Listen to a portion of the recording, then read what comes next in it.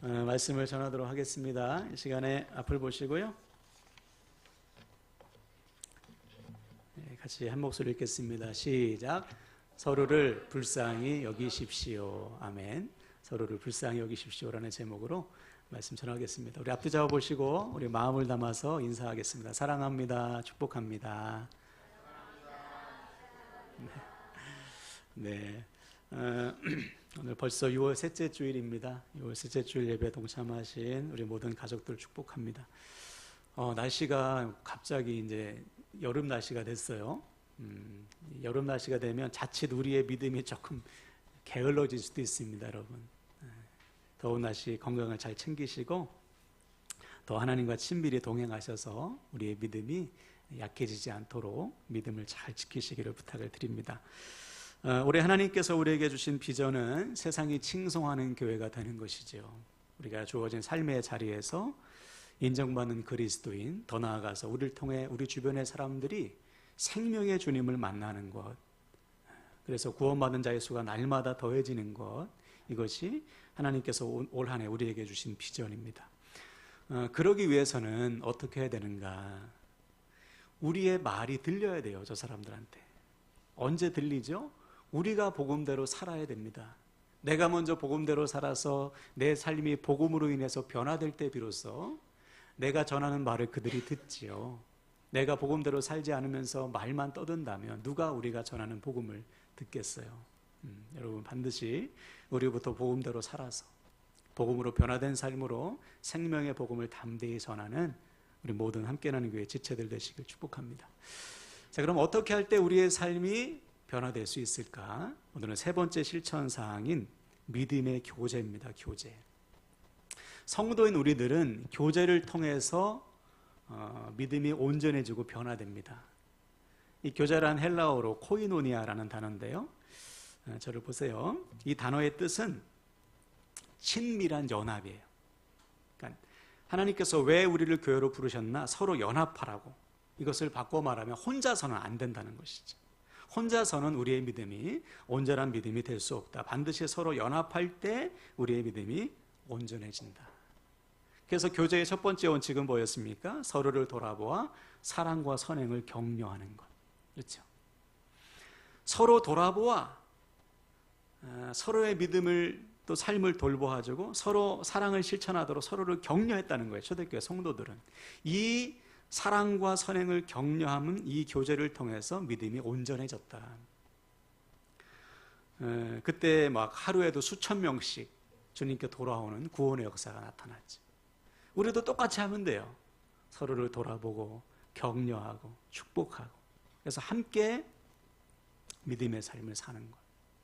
그때 우리는 구원의 역사, 우리의 삶의 변화가 나타나고 구원의 역사가 나타나는 것입니다. 여러분 서로의 믿음을 돌아보시고 서로를 격려하는 저와 여러분 되길 바랍니다. 자, 두 번째 원칙은 뭐였냐면 예수님 안에서 교제하는 거였습니다. 다시 말해 우리의 교제에 예수님이 빠져버리면 이 교회가 아니죠. 우리가 아무리 서로 친하게 지내고 가족같이 지내도 우리 교제의 목적이 예수님이 아니라면 그것은 사람의 모임에 불과해요. 그래서 주님께서 이렇게 말씀하셨죠. 우리 앞으로 읽어볼까요? 마태복음 18장 20절 시작.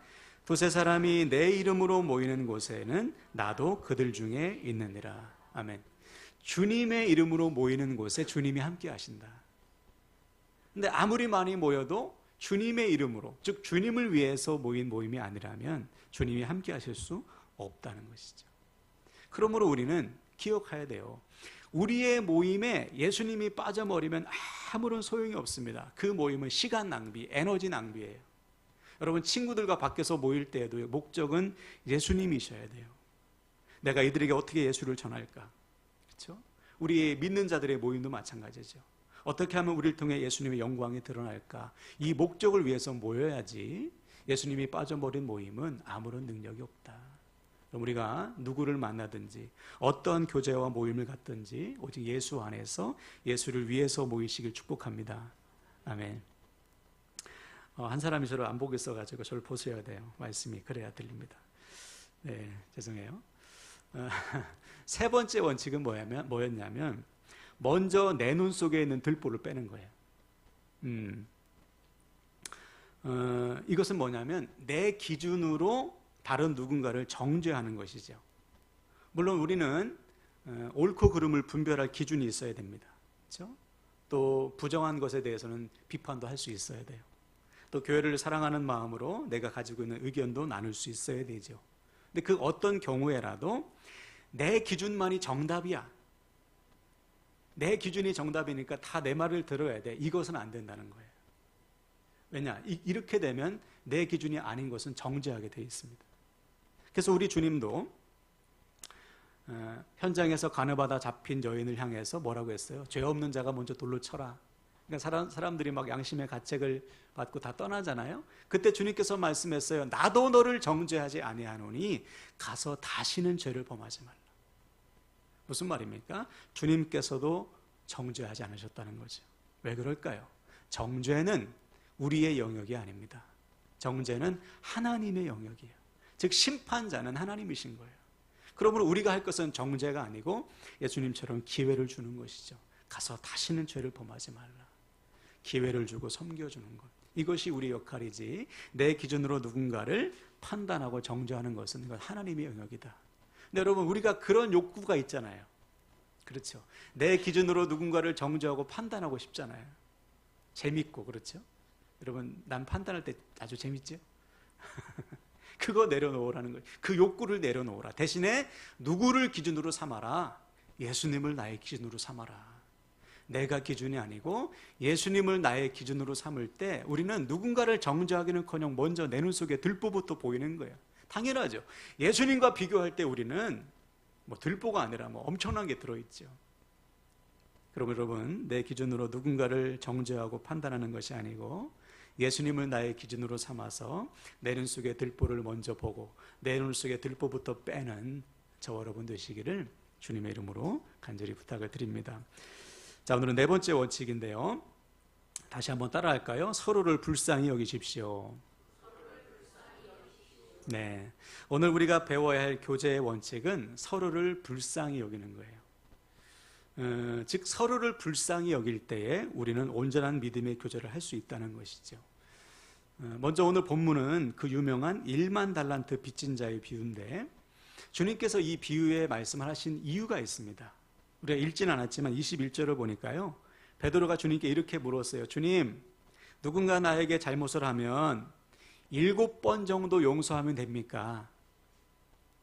그 당시 랍비들이 가르쳐준 용서의 제한은 3번까지였습니다. 야, 적어도 3번은 용서해줘라. 3, 4번은 참아라. 3번까지는 용서해줘라. 이것이 그 당시 랍비들의 가르침이었어요. 근데 베드로는 그것을 넘어서 7번 정도 내가 용서해 줄 수 있습니다. 자기의 용서의 어떤 그 양을 자랑한 것이죠. 그때 주님께서 베드로에게 뭐라고 말했죠? 야, 7번이 아니고 7번씩 70번이라도 용서해라. 무슨 말이냐면 용서의 제한을 두지 마라. 한없이 용서해줘라. 왜 그럴까요? 이것이 하나님 나라의 원칙이기 때문에 그래요. 하나님의 원칙은 용서의 제한이 없어요. 그러면 490번까지 이것이 아니고 제한 없이 용서해라. 이것이 하나님 나라의 원칙이에요. 이것을 알려주시기 위해서 오늘 본문을 말씀하신 거예요. 그래서 23절을 볼까요? 23절. 그러므로 천국은, 그렇죠, 하나님 나라의 원칙은, 이 말이에요. 하나님 나라의 원칙은 제한 없이 용서하는 거야.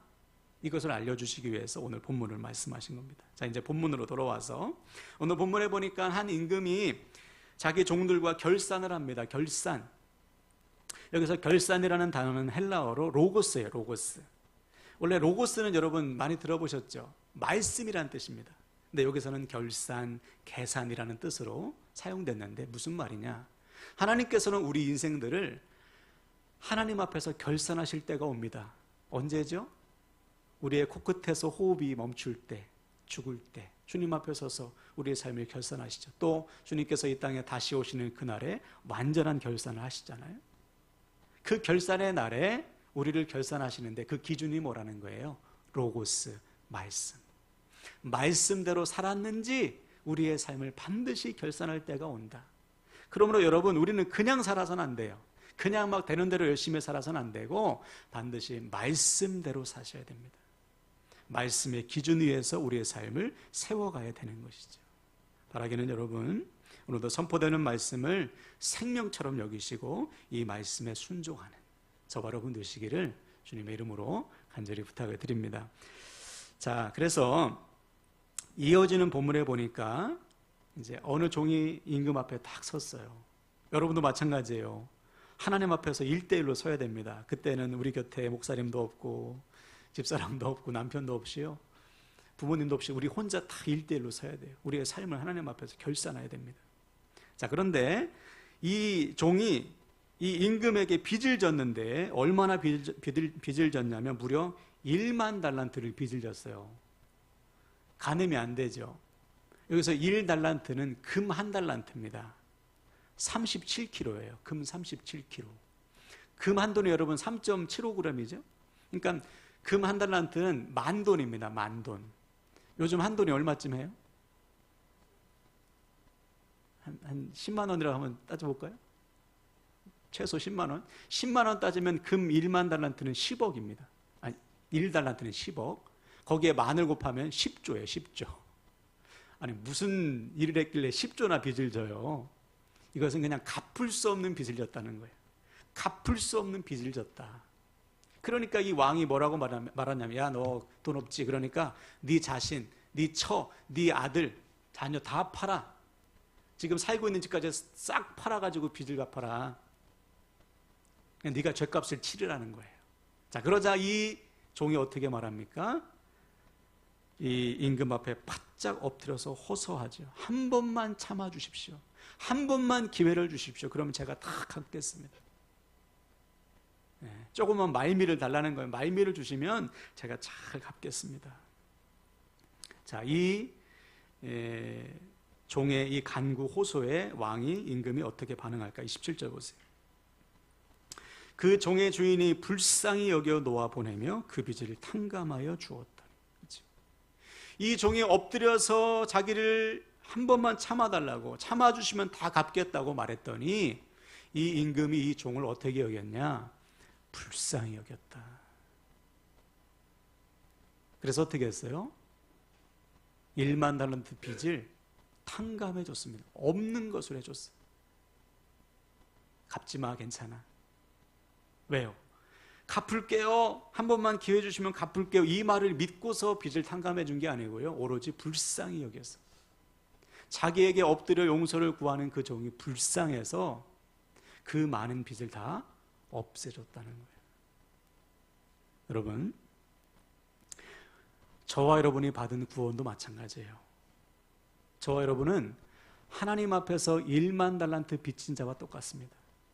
우리의 힘과 우리의 노력과 우리의 능력으로는 죄의 문제를 해결할 방법이 없어요. 그런데 하나님께서 우리를 불쌍히 여기신 거예요. 하나님의 용서하심이 아니고는, 하나님의 긍휼히 여기심이 아니고는 답이 없기 때문에 하나님께서 우리를 불쌍히 여기신 거예요. 이 사실을 깨달은 사람은 오늘 본문의 종처럼 엎드려서 간구할 수밖에 없어요. 하나님이 아니고서는 이 죄의 문제를 해결할 분이 없으십니다. 하나님이 아니고서는 제가 구원받을 길이 없습니다. 이 사실을 알고 주님 앞에 두 손 들고 나아가는 것이죠. 마치 사도행전 2장에 베드로가 전하는 십자가의 복음을 듣고 가슴을 치면서 어찌할꼬 했던 사람들처럼 하나님의 긍휼하심과 하나님의 용서하심을 구할 수밖에 없다는 거예요. 그때 하나님은 어떻게 하십니까? 십자가의 사랑으로 우리를 덮으시는 거죠. 용서해 주시는 거예요. 이 놀라운 은혜와 사랑을 믿음으로 받아들이는 자에게는 값없이 주어지는 구원이 임하는 것입니다. 그래서 여러분이 구원받은 거예요. 하나님의 덮어주심, 긍휼하심 때문에, 용서하심 때문에. 자, 그렇다면 여러분, 이 놀라운 은혜와 사랑, 하나님의 긍휼하심을 입은 인생은 어떻게 살아가야 됩니까? 자, 본문 28절을 볼까요? 그 종이 나가서 자기에게 100데나리온 빚진 동료 한 사람을 만나 붙들어 목을 잡고 이르되 빚을 갚으라 하매. 자, 방금 전에 1만 달란트 빚을 용서받은 종이 이제 집으로 가면서 자기에게 100데나리온 빚진 자를 만납니다. 참고로 금 한 달란트는 6천 데나리온이에요. 그러니까 1만 달란트와 비교할 때 100데나리온은 60만 분의 1입니다. 아주 적은 양이죠. 자기가 탕감받는 것에 비하면. 그럼 어떻게 해야 마땅합니까? 야, 나도 너 빚 없는 걸로 좀 해줄게. 방금 전에 나 1만 달란트 빚을 탕감받았어. 지금부터 2달에 쭉 뻗고 살아라. 내가 그 은혜를 받았으니 너에게 그 은혜를 나눠줄게. 이래야 정상인 거잖아요. 웬걸? 멱살을 잡고 야, 돈 갚아라 이놈, 잘 만났다. 그렇게 한 거예요. 그러자 이 100데나리온 빚을 진 사람이 어떻게 합니까? 바짝 엎드리죠. 그리고서 용서를 구하는 거예요. 한 번만 참아주세요. 제가 갚겠습니다. 방금 전 자신의 모습과 똑같이 오버랩 되는 거예요. 자, 그러면 그 모습을 보고 아, 맞지. 아, 방금 전에 내가 용서받았는데 내가 왜 이러지? 그래, 깨닫고서 용서해 줄게. 미안해. 방금 전에 내가 용서받았어. 까먹었어. 이래야 되는데요. 용서하지 않고 감옥에 넣어버렸어요. 자, 이 소식이 임금에게 들어갑니다. 임금이 그 종을 부르죠. 그리고서 이렇게 말하는 거예요. 자, 32절 33절 제가 읽겠습니다. 이에 주인이 그를 불러다가 말하되 악한 종아, 네가 빌기에 내가 내 빚을 전부 탕감하여 주었거늘 내가 너를 불쌍히 여긴과 같이 너도 내 동료를 불쌍히 여김이 마땅하지 아니하냐. 네가 빌었기에, 네가 빌어서 내가 너를 불쌍히 여겼지 않느냐. 그러면 너에게 비는 종을 너도 불쌍히 여겨야 마땅하지 않느냐. 다시 말해, 네가 불쌍히 여김을 받은 것처럼 너도 누군가를 불쌍히 여겨야 마땅하다는 거예요. 바로 이것이 오늘 말씀의 핵심입니다. 여러분, 우리가 누군가를 불쌍히 여기고 제한 없는 용서를 베풀어야 되는 이유는 뭐냐면 우리가 먼저 불쌍히 여기심을 받았기 때문에, 제한 없는 용서를 받았기 때문에 우리도 나 안에 누군가를 불쌍히 여기며 제한 없는 용서를 해야 되는 거예요. 근데 만약에 우리가 누군가를 불쌍히 여기지 않는다, 우리가 누군가를 용서할 마음이 요만큼도 없다, 그러면 그 마음에 하나님의 사랑이 없는 거죠. 이 1만 달란트 빚진 자는 자기에게 용서를 베푸시고 자기를 긍휼히 여기신 그 임금의 사랑을 까맣게 잊어버렸어요. 그 마음에 없는 거예요. 만약 우리가 하나님의 은혜와 사랑으로 구원받았다 하면서도 옆에 있는 사람을 조금 더 용서하지 못한다면 하나님을 믿는다고 볼 수 없는 거잖아요. 그 마음에 하나님의 용서하심과 긍휼의 마음이 없다면 어떻게 그가 구원받았다고 볼 수 있습니까? 절대 구원받을 수 없죠. 자, 그래서 오늘 이 임금이 어떻게 했습니까? 다시 그 종을 불러다가 다시 갚아라. 임금에 대한 사랑을 저버렸기 때문에 다시 갚으라고 한 거예요. 오늘날 우리도 똑같습니다. 만약 우리가 하나님의 그 은혜와 사랑으로 하나님의 자녀된 복을 누리고 구원받은 복을 누리고 있다면 내 곁에 있는 사람을 불쌍히 여기며 긍휼을 베풀어야 마땅한 거예요. 만약 그렇지 않고 다른 사람을 불쌍히 여기지 않는다면 그 사람은 자신을 향하신 하나님의 사랑을 모르는 것이죠. 그 마음에 하나님의 사랑이 없는 거예요.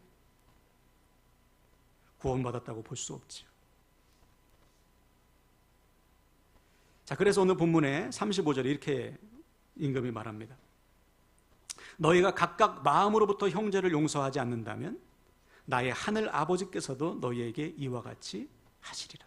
그렇죠. 곁에 있는 사람을 용서하지도 못하면서 어떻게 하나님의 용서를 바라냐 이거예요. 더 나아가 하나님의 용서하심을 받았다면 어떻게 옆에 있는 사람을 용서하지 않을 수 있냐 말이죠. 하나님의 용서를 받은 사람은 당연히 마땅히 곁에 있는 사람을 용서하게 되어 있다는 거예요. 왜 그럴까요, 여러분? 그 사랑을 어떻게 잊습니까? 나를 향하신 하나님의 사랑을 어떻게 잊어버려요? 나 같은 죄인을 사랑하시고 나의 죄를 위해서 자신의 생명까지 내어주신 하나님의 사랑을 어떻게 잊어버릴 수 있습니까? 그 사랑이 있는 사람은 곁에 있는 사람을 불쌍히 여기게 되어 있다는 거예요. 이것이 하나님의 긍휼하심, 하나님의 용서하심을 받은 사람의 당연한 모습이라는 것이죠. 자, 그렇다면 오늘 말씀을 통해서 우리 자신을 좀 돌아봐야죠. 나도 나를 향하신 하나님의 불쌍히 여기심과 용서하심을 기억하고 내 곁에 있는 사람들을 불쌍히 여기며 용서하고 있는가? 지난 한 주간의 삶을 한번 돌아볼까요? 여러분 곁에서 여러분을 좀 짜증나게 하고 또 마음에 안 드는 사람이 있을 때 여러분 어떻게 반응하셨습니까? 아유, 불쌍한 저 영혼, 하나님의 사랑이 필요하지. 불쌍히 여기셨어요? 아니면 내가 저 인간 때문에 내가.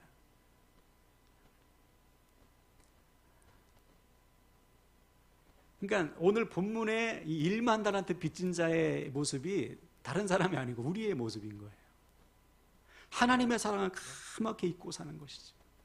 아, 내가 그렇게 불쌍히 여김을 받았는데, 하나님이 나를 그렇게 용서했는데 나는 조그만 것 하나 용서하지 못하네. 조그만 거 하나 양보하지 못하고 배려하지 못하고. 그러니 우리의 삶에 생명의 역사가 나타날 수가 없는 것이죠. 물론 우리가 누군가를 불쌍히 여기고 용서한다는 것은 무조건적인 용서는 아니에요. 그냥 덮어놓고 그냥 용서하자 이것이 아니고, 오늘 본문에 나오는 사람들처럼 필기에 나에게 용서를 구하는 사람에게 내가 용서를 베풀어야 된다는 것이죠. 네. 왜? 하나님이 우리를 그렇게 용서했기 때문에. 지난 한 주간에도 얼마나 하나님 앞에 우리가 회개했습니까, 여러분? 하나님께서 그때마다 어떻게 하셨어요? 다 받아주셨잖아요. 그래서 이 자리에 온 것이죠. 제한 없이 용서해 주시는 하나님의 사랑을 날마다 누리고 있는데 우리가 곁에 있는 사람을 그렇게 용서하고 있냐 말이에요. 불쌍히 여기고 있냐 말이죠.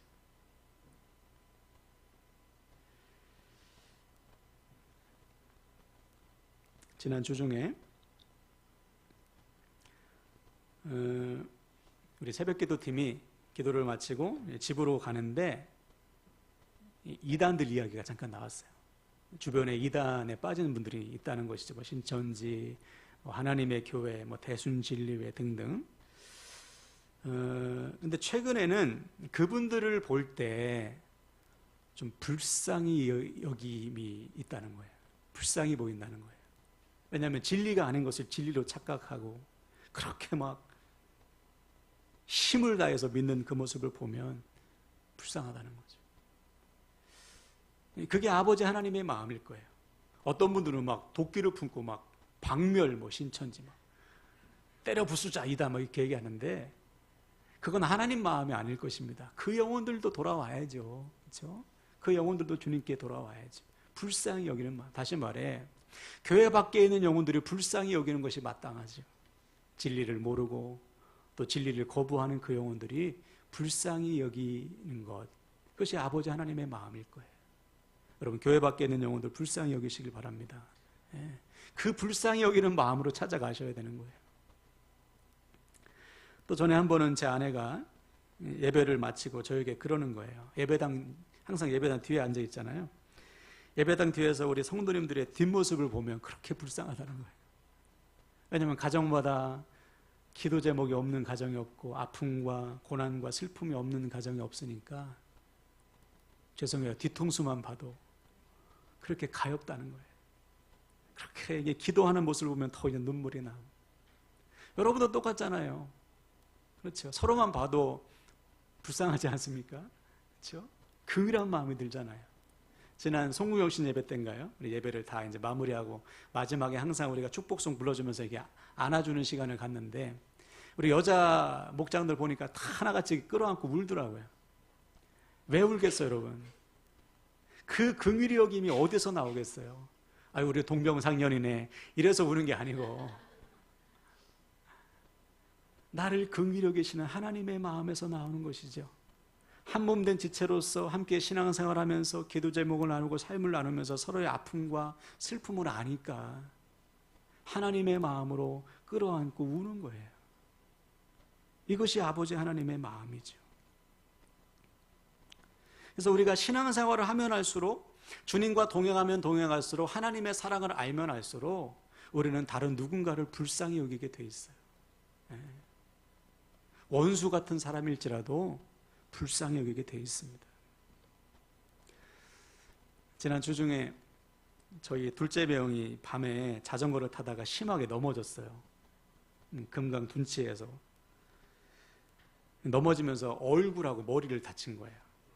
그래서 이 매형이 저희 누나한테 전화한 거죠. 근데 전화 받았는데 말이 어눌하고 넘어졌다고 하는데 자기가 어디인지도 모르는 거예요. 야, 이게 큰일 났구나. 머리 다쳤구나. 그래서 막 가족들과 둔산, 공주, 금강 둔치를 막 헤매다가 찾아가지고 119 불러가지고 공주 의료원에 가서 막 CT 찍고 난리가 난 거예요. 다행히 이제 타박상 외에는 이제 괜찮아요. 너무 걱정하지 마세요. 막 표정이 걱정하시는데 괜찮아요. 근데 그때 저희 누나가 하나님 앞에 이렇게 기도했다는 거예요. 자기도 모르게 이런 기도가 나왔대요. 하나님, 지금은 안 됩니다. 지금 데려가시면 안 돼요. 지금 데려가시면 안 됩니다. 자기도 모르게 그런 기도가 툭 나왔다는 거예요. 여러분, 부부 생활 하다 보면 우리가 서로 사이가 안 좋을 때, 지지고 볶고 싸울 때는 아우, 저 인간 언제 하나님 데려가시나, 그런 생각 들죠. 솔직히 말해서. 아닌 것처럼 하시는데, 남편을 불쌍히 여기는커녕 내가 제일 불쌍해. 저런 인간 만나가지고 세상에 내가 제일 불쌍히 여기는 마음이 안 들어요. 근데 하나님의 마음이 나에게 들어오면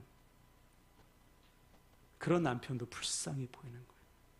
다시 말해, 하나님의 긍휼히 여기심, 하나님의 용서하심의 은혜를 아는 자는 누구든지 불쌍히 보이게 돼 있어요. 어느 순간부터. 왜? 나 같은 죄인을 불쌍히 여기시고 용서하신 하나님의 사랑을 우리가 알고 있기 때문에. 그러므로 사랑하는 여러분, 오직 하나님의 마음을 품고 곁에 있는 영혼들을 불쌍히 여기시길 바랍니다. 그때 생명의 역사가 시작되는 거예요. 자, 이 시간 말씀을 마치는데요, 오늘부터 우리를 불쌍히 여기신 하나님의 마음을 품으시고 우리 곁에 있는 영혼들을 불쌍히 여기시길 축복합니다. 교회 밖에 있는 영혼들 여러분 불쌍히 여기세요. 하나님의 사랑을 모르는 그들을 찾아가셔서 하나님의 사랑을 전하시길 바랍니다. 또 교회 안에 있는 지체들을 불쌍히 여기세요. 한 몸으로서 서로의 형편과 아픔을 공감하시고요, 함께 울고 함께 웃는 믿음의 지체들 되시길 바랍니다. 또한 가정에서도 서로를 불쌍히 여기시며 하나님의 사랑을 전하세요. 그때 우리 곁에 있는 사람들이 우리를 통해 긍휼하심과 용서하시는 사랑을 깨닫고 주님께 돌아오는 역사가 나타나게 될 줄로 믿습니다. 아멘. 이 시간 말씀